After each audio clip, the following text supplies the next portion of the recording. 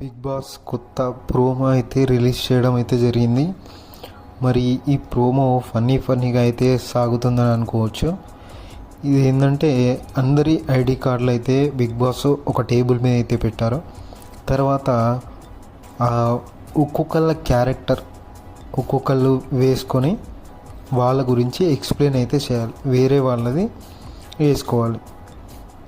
అయితే నబీల్ అయితే ఆదిత్య ఓంది అయితే వేసుకున్నాడు. మరి పర్ఫెక్ట్గా చేసినట్టు మనమైతే చూస్తున్నాం.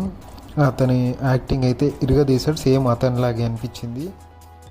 సోనియా క్యారెక్టర్ ఏమో శ్వేతను, మణికంఠ క్యారెక్టర్ ఏమో అఖిల్, అదేవిధంగా మన ప్రేరణ అయితే విష్ణుప్రియ క్యారెక్టర్.